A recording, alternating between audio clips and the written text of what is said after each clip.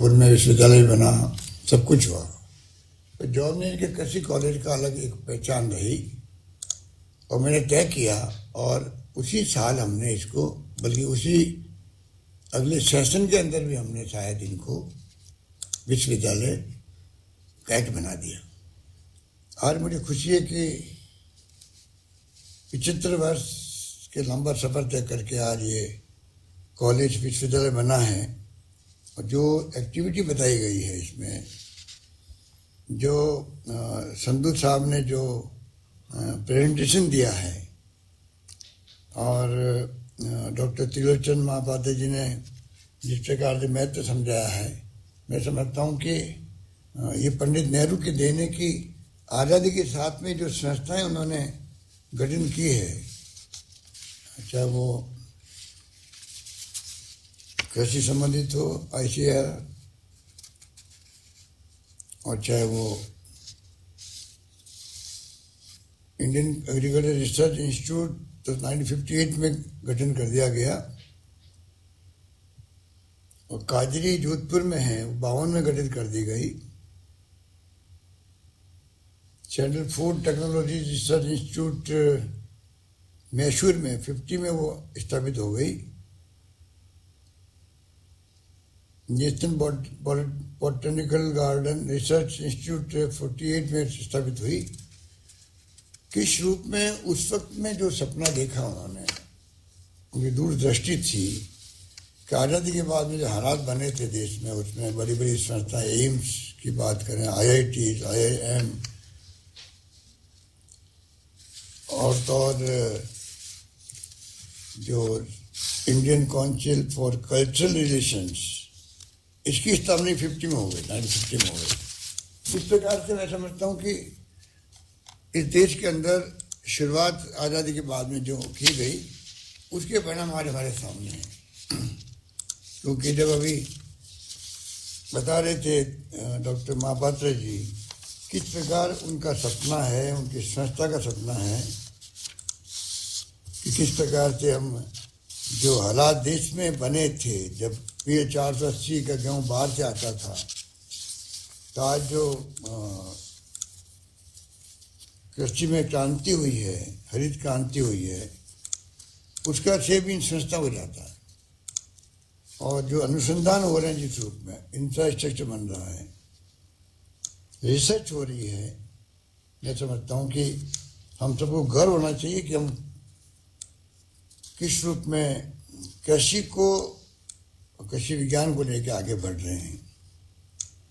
और ये ठीक आ गया जब पशुपालन, मछली पालन, उनका सब काम मिला करके जो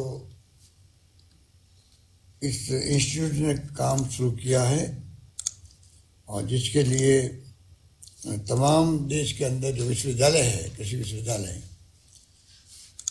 उन सब की जो सोच है, उसके आधार पर भारत सरकार आगे बढ़ रही है।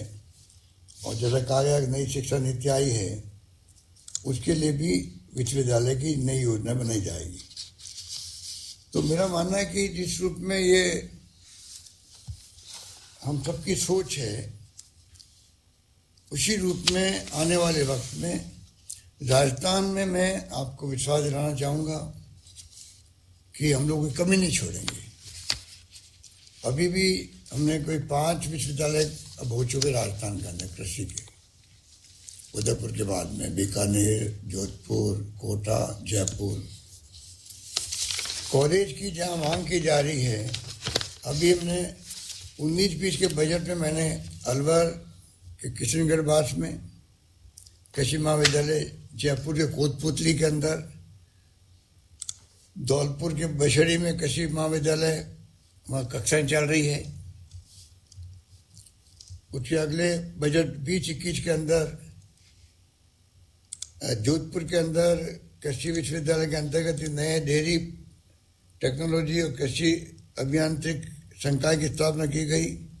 गंगानगर में मैंने अनाउंसमेंट किया, वो कक्षाएँ चल रही हैं वहाँ पे भी महाविद्यालय की।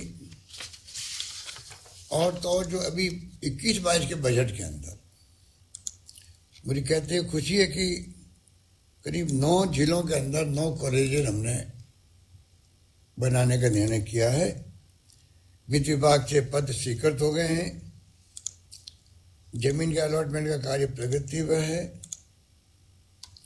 और जब तक भवन नहीं बनेगा तब तक वैकल्पिक भवनों में कक्षाएं प्रारंभ की जाएगी, चाहे वो हनुमानगढ़ में हो, चाहे चूरू में हो, सादुलपुर में, मंडावा झुंझुनू में, भूसावर वेयर में, भरतपुर में, जिलाई निवाई टोंक में, पीतमपुरी नीम के थाना में, सीकर में, डूंगरपुर में, बाड़मेर के बायतू में, हिंडोली बूंदी के अंदर। तो आज लोगों में खुद ने ये भावना है कि कृषि के क्षेत्र में हमें आगे बढ़ना है, और छात्रों में भी रुचि पैदा हो रही है। और मुझे कहते खुशी है कि विश्वविद्यालय के जो स्वरूप बनते जा रहे हैं राजस्थान के अंदर, महामहिम राज्यपाल कलराज मिश्र जी को मैंने देखा है जब से ये इन्होंने कार्यभार संभाला है, विशेष रूप से रुचि ले रहे हैं विश्वविद्यालय कैसे राजस्थान में प्रतिष्ठा प्राप्त करे, किस प्रकार से उनका विकास हो, उनकी समस्याओं के समाधान हो। उसी रूप में और तो और संविधान की मूल भावना को बच्चों तक पहुंचाने के लिए भी संविधान पार्क की स्थापना करने का निर्णय किया।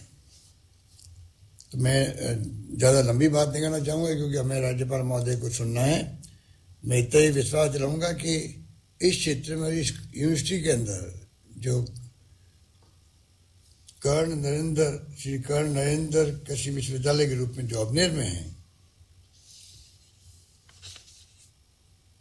उसमें हम कोई कमी नहीं आने देंगे, और इनकी जो समस्याएं भी कुछ हमारे पास आती रहती है उसको भी हल करने के लिए मैं कृषि मंत्री कटारिया को कहना चाहूँगा कि उसके लिए अलग से मीटिंग बुलाएं एक बार, और जो समस्या मुझे बताई गई है उनको दूर करने का हम लोग प्रयास करेंगे।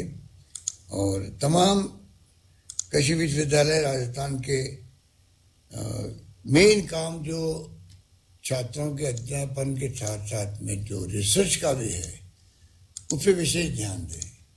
कायदरी है जोधपुर के अंदर, मानवीय संस्थान है, उसी प्रकार हर विश्वविद्यालय जो साइंटिस्ट और उनके माध्यम से जो रिसर्च होता है उसका लाभ पूरे समाज को मिलता है, और रिसर्च के बाद में उसका लाभ किसान तक कैसे पहुँचे वो भी हमारी सबकी ड्यूटी होती है। सरकार की भूमिका बहुत बड़ी होती है उसके अंदर, उसको हम निभाएंगे।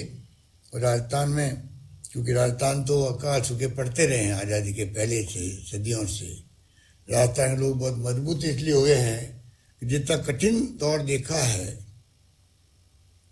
उतनी मजबूती आई है बॉडी के अंदर भी।